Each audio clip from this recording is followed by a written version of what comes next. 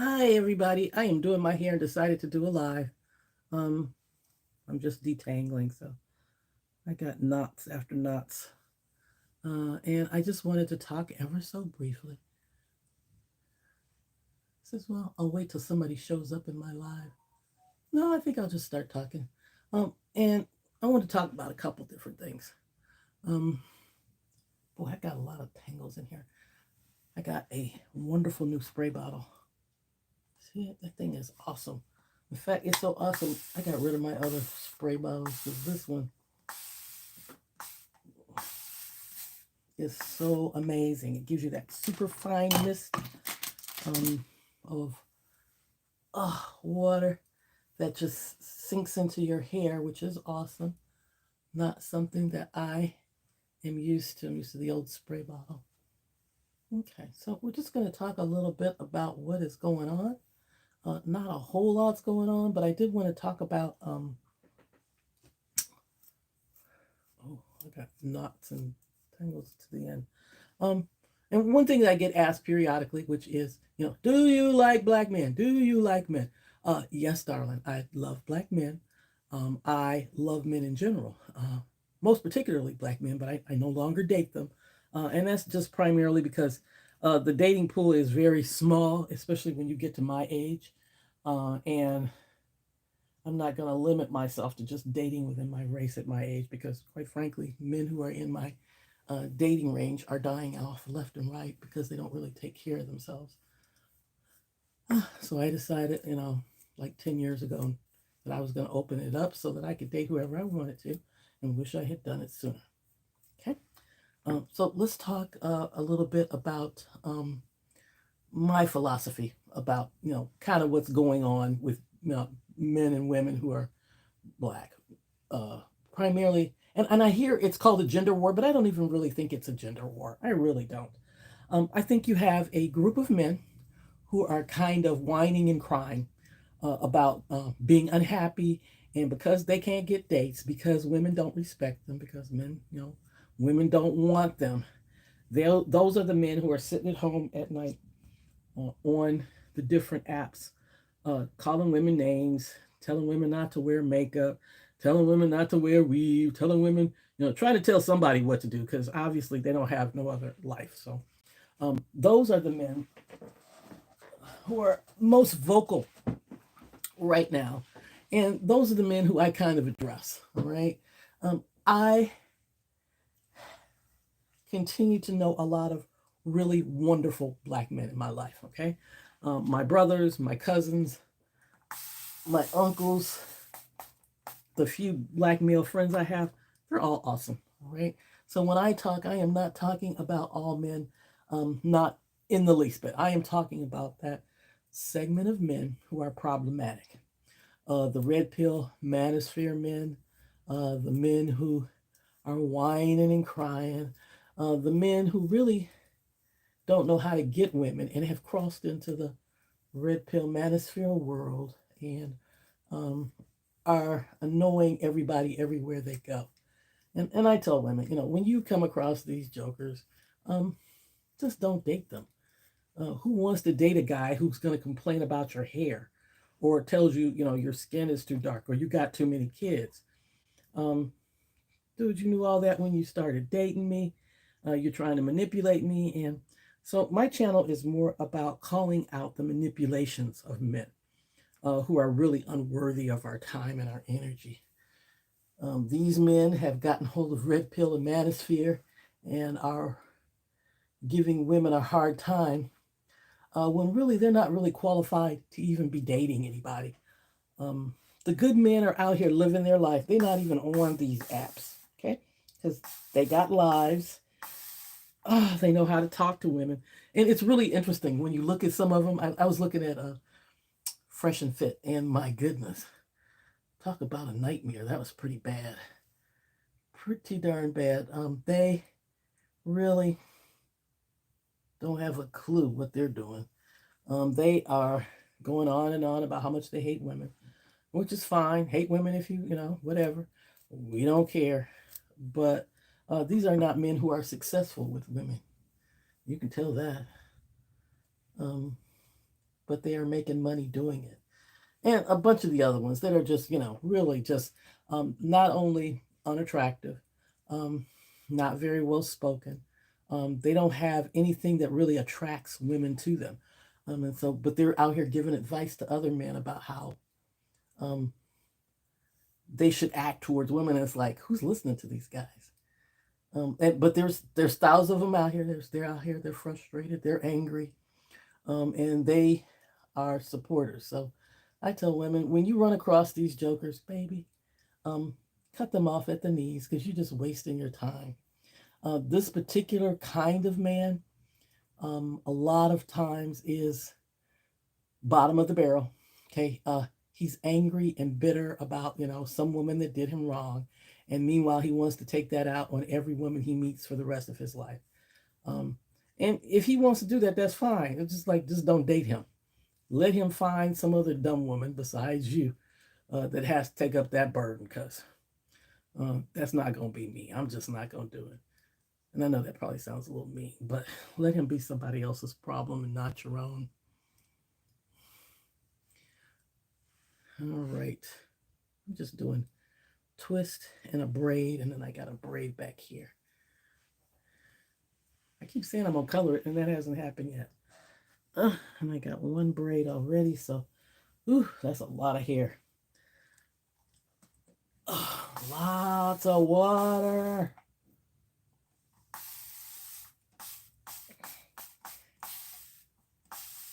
And I was watching some videos earlier about how men are starting to figure out that the red pill guys really don't know what they're talking about.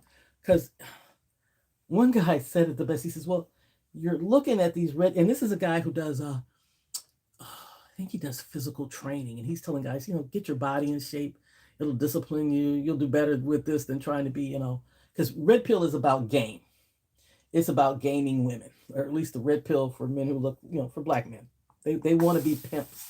That's what they are. They are wannabe pimps, and they are constantly trying to get women to submit. Baby, if you're the right man, she'll hand over every. Oh, baby, you want to pay the rent? I don't have a problem with it. You want to take care of the car payment? I don't have a problem with that. I will hand over responsibilities left and right if I know you have actually got hold of the reins and know what you're doing. Because I'm not going to hand over the reins of my life to a man who cannot figure out his own life. The only thing that does is that just means you are like a dinghy in the ocean that's slamming into the waves and lost at sea, and you want me to hand you my boat. Like, no, baby, you can't even figure your own boat out. Why would I give you my boat to run up against the rocks too? Let's see. Yeah, men are getting shocked. You know what? I don't understand that either. You're gonna talk bad about women. You're a red pill guy, and then you want to know why women won't date you because you're red pill. Because red pill men are toxic as F. They are toxic. Nobody wants to deal with you jokers. All right? And they can't see that, though. And then that's part of the immaturity. If you cannot see that all the stuff that you are spewing makes you toxic and not want women to date you, and then you expect women to date you, it's like, dude, what in the heck makes you think that you're dateable? Everything out of your mouth is how horrible women are, but you want to date women. That makes no sense. It would make more sense if you were red pill and you were getting ready to go over to the other side, because the very women that you want are the very women that you're talking crap about. Yeah, that doesn't work. Nobody wants to date you because it's like dating the enemy. Nobody wants to date the enemy, the one who's just running game or trying to, the one that's talking bad about you, the one that wants to pick all your flaws, but then you can see these guys are notoriously thin-skinned. They definitely have a problem when you say anything about them. You can tell that by the images you see on some of their videos. You're like, dude, have you looked in the mirror lately? You talking about how a woman looks? my God, man, you look like you just had, your second child. What is the problem going on over there? But you're going to talk about, a woman's body. So, like, these guys don't make no sense. So I wanted to get that out the way. I'm also thinking about doing a little bit more content on the areas that have really helped me. Like I did the video on my affirmations. I actually had a whole bunch of affirmations. Affirmations helped me a lot. Getting up in the morning and starting my day, with affirmations helped me a lot. So I wanted to do that. And when my phone crashed, I lost all my affirmations. I have them written down somewhere because I wouldn't have recorded them without having them written down. I usually just, because I would play affirmations while I was working out. So they were on my phone. And I think that's, unless I might have uploaded them to my computer, but we'll see. But at any rate, meditations, affirmations, my journaling, all those things are so helpful. Oh, I know what, and I wanted to show you guys. I don't know if you can see. I did a picture earlier about the side of my face. I have liver issues and pre-diabetes, and this is where it shows up. It was really dark, and it's starting to fade. This was a big piece that was really dark, because this is the side I sleep on. And little by little, when I wash my face in the morning, I'm picking off little bits of this. So the change in diet has helped a lot. And getting rid of all the sugar in my diet has helped a lot. And I appreciate, because I got so many comments from people about, taking different things to kind of remedy that. But I really wanted to remedy it with diet, because I know it's the diet that's really the problem. And I started drinking a lot more spring water, because I have, I drink water, but the tap water here is okay. It's not the best. And then I have a,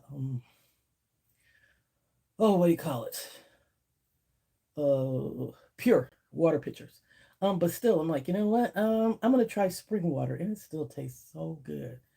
So I bought like six pitchers. This is my last one, Ice Mountain. So when I go out tomorrow, I'm gonna get a few more. My hair has really grown, but it's still thin and fine, so it's just a long, thin braid, which is weird. I got, my niece used to call it my Pocahontas braids, and I'm still having issues with my hair. This part is very thin and gray, but that's why it has to be separate, because there are places, let's see if you can see it, it does that continuously. It constantly breaks off. And I don't know why. But the rest of it is healthy. And so I'm happy for that. And I never did color it. I try and do a blowout every 6 months, and it's been, I did a blowout for Thanksgiving, which was in October, November, December, January, February, March, April, May. Oh, that's been 9 months. I didn't realize it had been that long. If I color it, because I typically do it at the same time, I will color it, blow it out, and trim it all at the same time. And I try for 6 months, but you can see I'm not real good about that. Sometimes I'll go a whole year. Look at that. So, I think, was there anything else? Oh, okay. So, the folks that I've been commenting a lot about, I love listening to Share 7, Sprinkle Lady. And I started listening to her here many years ago, and now she's over on YouTube, or not YouTube, over on TikTok. And I don't agree with everything she says. I think she's very entertaining, and I understand her point of view, but not everything. And then I started watching videos by Princella, the Queen Maker. Again, very interesting. And I think she is really good. And Sure 7 the same way. They are both very good at teaching you how to cope with men who play games with you. Okay. I am all for the average man. Okay. Just a regular guy. a regular guy doing regular guy things, and against the guys who want to play games with you, who think they, I'm a pimp. No, you're not. I know how to do, and all this mess. I'm too old to even be bothered with these people. So that's why I like both of those ladies, because if you follow them and you have an issue with men who are trying to play games with you, following them, following their advice, baby, you can weed them out pretty quick. Yeah, I ain't paying for nothing. Because if he's trying to use you for your money, or use you to get resources, or use you to do anything, yeah, that's kind of stops him cold. Oh, let's see, I got some comments. Oh, I'm so glad you like the affirmations. It's like you said that the Black community would have to be fixed by the standard of women. Yeah, absolutely. And that's something that I think is important. It's really, I grew up in a community-based community, okay, where families pull together. And I think I said that in one of my videos, where everybody that I grew up with, the adults were first generation out of the South. And my parents were from Tennessee. The gentleman across the street, his family was from Alabama. There was another gentleman on the other end of the street. His family was from Mississippi. So all these Southern people came north, and they all had the same life philosophy. They all believed in hard work. They all believed in educating their children. That was so critical. And there were a couple of my neighbors that didn't have children, but it was like when I would talk to them, they would be like so proud of me. I wasn't their child. They're like, your mom said you got all A's. And I mean, it was like, oh my God, they remembered things about you. They were a part of your family. Now you get out of line. In them days, baby, they was just like mom and dad. So, it's not like you're gonna get away with anything with them standing there. Not like now, where people kind of cheer, terrible behavior on, because they had a community way of raising children, of raising a family. And so all the children of the community were raised by the community. Okay. I had 8, 10 mothers, because they act like your mother. They'll tell you what to do. They'll whoop your behind, take you home, and then your mother, your biological mother, would give you another one. So it'd be like, oh, wow. So, you want to stay, up on your P's and Q's all the time, because it wasn't like they weren't going to tell your parents. Yes, they were. So being a part of a community is huge, and I advocate that for every woman. If you do not have a community, make one. All right. As I'm getting older, it's really interesting. All my closest friends have retired already. They're all a little bit older than me, and so they're already not working, and they forget that I still work, because they're like, "What are you doing for lunch?" And I'm like, "I'm eating here at my desk." That's what I do most days. They're like, "Oh yeah." Because all the days look the same when you're retired. Saturday and Sunday look like every other day. You might go to church, but that's probably the only difference. Or maybe traffic has changed. So I have to remind them that, yes, I am at work, and I'll be at work until 5:30 or 6 or whatever it is. But you have to continue to make friends, build community, and to learn new things, because you get stuck sometimes, which is really, getting stuck to me is probably the worst thing. And I think that happens really easily, because this is how I do it. This is how I do it. But the world changes, and it changes continuously. And if you are not, able to be flexible and be able to change with the world, then the world gets really, really hard for you, really, really quick. Because you don't know what's happening. You don't know how to adapt. You don't understand, the things that are happening around you. And even with me, because I try and do that, but there'll be areas of my life that I'm clueless on. And, coming on social media, the only thing I ever did before was Facebook, which I use to keep in touch with my family, because everybody's on there. So when people are all over the country, you can keep track that way. But even that, I would just go on to see what they're doing, and then I'd log off and go do something else. So there are huge parts of the world, of the community, that I know nothing about, because I was not even interested in what was happening. So I'm glad I found it. Sometimes it's quite amazing. Um, and sometimes it's really, really sad to see the changes. And I don't believe the changes are everybody. I think that things are magnified on social media because you got this cosm of people who are on social media. Like my closest friends, neither of them are on TikTok or Facebook. I will see them on Facebook maybe once every 6 months. Happy birthday. That'll be it. They don't go on Facebook. They don't go on YouTube. They don't go on TikTok. So they just live their lives. And I believe there are, while there's a lot of people on social media, there's a lot of people that aren't. And so that doesn't influence them at all. Um, and I'll tell you an interaction I had. I was out yesterday. I'm looking for candles. I need green candles. So I've been searching at the dollar stores. And I was going into this dollar store, and the neighborhood where I was going, I don't know what happened because there used to be a grocery store, and then the grocery store has closed. And the only thing that was in this strip mall was this dollar store. And so I'm going in, and there's a man coming in, and I start talking because I talk to everybody. And we're talking because the air was filled with smoke here in Detroit. And I had taken a nap and woke up. And when I got up, it was like, what the heck happened? Why does it smell like smoke? I thought it was my house until I went outside. And so, I'm talking to him. He's going, yeah, I couldn't believe it. And so we're standing inside the dollar store, me and this man I don't know. And we probably chatted for a good 10 minutes because we're talking about this. And that led to another topic. And he was looking for something, and I'm looking for candles. And the lady that was the cashier, she's mopping, she's doing something on the floor because there was nobody in the store. People need to get outside and touch the grass, talk to real people. He was a black man, a young black man, probably, I would say, early 40s. And he was just as nice, just as talkative. If you just listen to what happens on social media, you will forget that there are normal people who are not red pill, green pill, nothing else. They're just regular, normal people. But you have to make sure you get outside and remember that.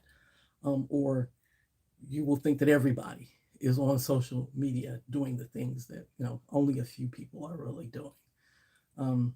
I think that some of these men are really toxic, and it is sad. I believe a lot of them will be left behind. They will never find a mate because it's like they think they're right. This is right. I'm doing right. But you're really doing yourself more harm because instead of, and that's what I see. I'm correcting women. Who told you you had the right to correct anybody? We all grown folks. Our time of being parented is gone. You don't get to correct anybody. And you're not going to get a woman by correcting her. Oh, I don't like your hair. I don't like this. So what is it? What's the purpose? What is the purpose of the commentary? And that always blows me away. Let's say I'm doing, and I'll see this all the time. Ladies on the video, she's dancing, she's got clothes, and she's having fun. And there's a man commenting about, you too big to be dancing. Then nobody asks your opinion. It's like anything else in the world. You don't like it, you keep moving. But the way social media is kind of set up, everybody has an opinion, and they feel like they have to voice their opinion, and their opinion is important, and that's just not true. No, whining and crying, your opinion is not important. Nobody cares. This is for the enjoyment of people who are like me, who, I'm going to share this part of my life. If you're a person that cooks, I think I'm going to cook, and I'm going to turn on my video and people can watch me cook because that's, I watch people cook all the time. And watching people cook reminds me of sitting in the kitchen with my mother when I was a little girl. She'd be cooking and I'd be at the table and she'd give me something to do. And just being in the kitchen, being near my mother made me happy. So watching cooking videos is always fun for me because it brings me back to that. And when people come in and go, well, I wouldn't do it that way. It's like, why are you in my mother's kitchen? Get out. You don't have to be in here. Go find something else to do, please. We don't really want you here if you are not going to be a part of this fun experience we're having. And I also think that kind of goes to the misery of some people, particularly men. And this is just a personal observation. I have found that women are able to just kind of cheer ourselves up, have fun, make fun out of nothing. Make fun out of nothing. You get the, and I think I did a video about a Saturday at my house when I was growing up, how my mother would just have parties. And we still talk about those parties. When I talk to my brother or my sister, we talk about those parties because they were just spontaneous. Or at least that's the way it looks to a kid. You're in your room playing, and next thing you know, you're rearranging the furniture and then playing the music, and people are coming and we're eating and having a great time. It wasn't like we sent out invitations. People just kind of showed up and it was fun. Hi, Shiro. Shiro X. Hi, Nikki. Oh, I am going to do more affirmations and meditations as soon as I figure out how to get them. I'm sure they're in my I have a laptop. I love gadgets. I have like 3 tablets, a phone, a laptop. I got all kinds of stuff because I use them for different things. And over here, although I can't show you, is my setup for work. It's 3 monitors. So I love computers. But somewhere out there, I have gotten more stuff, but I want to put that out there. I also have a meditation. I'm going to ask you guys this. I have a meditation that I do at night, and it is amazing.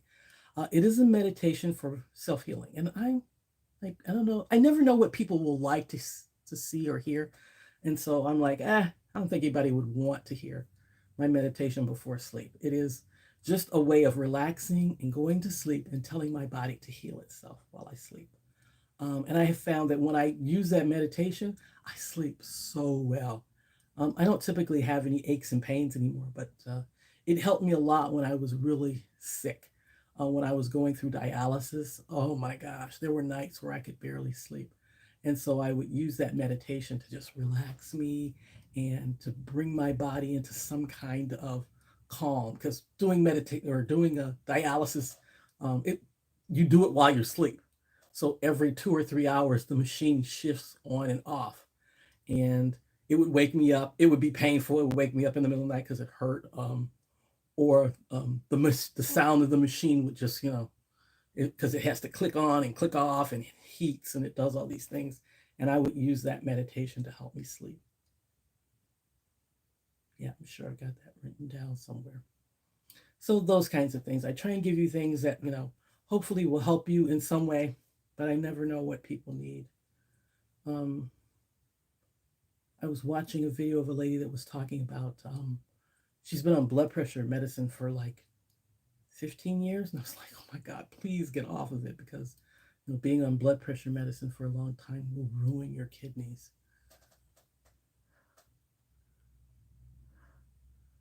Oh, thank you so much, Cheryl X. I appreciate that. I'm always trying to help. I tell people that I do these videos because my son's autistic. I do not anticipate he will ever marry. I am grateful that he is able to do as much as he can, but he will never. I don't anticipate he will marry, so I don't anticipate I will ever have grandchildren. So that means I have all this knowledge and information that I need to, do something with. And with men, they just don't take the same kind of info. Like the things I can say, I can tell him. But if I tell my brother to tell him, it comes out much better. In fact, it's better if I say nothing and just tell my brother, and my brother will tell him, and he'll be like, "Oh, Uncle said, I'm like, okay, yeah, that's good. That's what I want to hear." That's how that works. Thank God for my brothers, because yeah, that makes a big difference. And so, all of the knowledge and the wealth of knowledge that I have, I share on. It started on TikTok, and now I'm doing it here on YouTube. Just because I think it's kind of a good outlet for me. So yeah, I don't anticipate he'll marry. Although we have talked about it, he's like, want to hear something funny? When he was in middle school,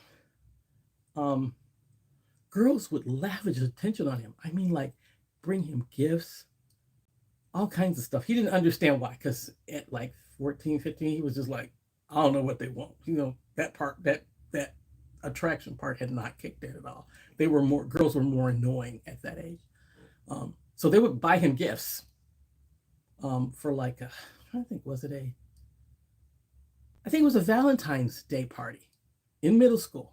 And I picked him up after the party. And so I'm sitting in the car waiting, and he comes out and he's escorted by this girl, and he's got a box of candy. He's got a teddy bear and some balloons. And I'm looking at him coming out, and I'm like, what is going on here? She walks him to the car with all of his gifts, and he gets in. And I'm like, she goes off, and I'm like, what is this? What is going on? He goes, Mom, you can't believe this. She gave me all this. And I'm like, she gave you all this? He goes, oh, yeah. He gave me the teddy bear, because what's a boy going to do with a teddy bear? He had a couple pieces of candy, gave me the box of candy, and I don't know what happened to the balloon. Boys in middle school don't even know what that stuff's about, because they're boys in middle school, just clueless. So that's how he started out, as being, just a girl magnet. They were just constantly, because he'd be like, Mom, why is she doing this? And I'm like, because she likes you. And he's like, ugh. He didn't get that. Now, as he's gotten older, of course, the requirements for women change. And he's like, I don't know, Mom. I can't even ask him out, because I don't know how. In middle school, they ask him out, and now he doesn't know how to ask them out. So, but all that to say that's why I started doing videos. Gives me an outlet for some of the knowledge. And I've gained some great friends. I think I've met 3 of you now. Yes, I've met 3 of you. I talk on the phone with 4 of you. I haven't met one. And they are ladies that contacted me through TikTok. And we would just go back and forth and back and forth. And be like, here, call me on the phone. I'm like, so when I'm working, I'll wear a headset, because I got to type. So I can't be looking at videos. And they'll call me, and we'll sit and talk, and I'll just keep typing. I know it probably sounds kind of weird to some of you. Huh? Yes, I make friends off of social media because I like to talk. Oh, let's see. Okay, my hair's all done. I'm at 30 minutes. Hi, Asia. Well, I'm glad you like my advice. I appreciate that. I am going to be gone for a week. I'm going to take next week off. I'm going to visit my brother, who's in another state. My sister-in-law is ill. And so I'm going to be gone for a while, but I'll be back. Thank you all for coming to my live. It was spontaneous, because I'm like, yeah, I got to do my hair. Why not sit and chat? I really enjoy doing these. I'm having a speech issue, and I do sometimes. But I think that's part of my aging process more than anything. Because some days it's awesome, and some days it's like, oh, I can hardly get the words out. So please excuse me. It's not deliberate. It's just something that kind of happens with me. Thank you for joining me, all of you. I appreciate you all. And I'll talk to you soon.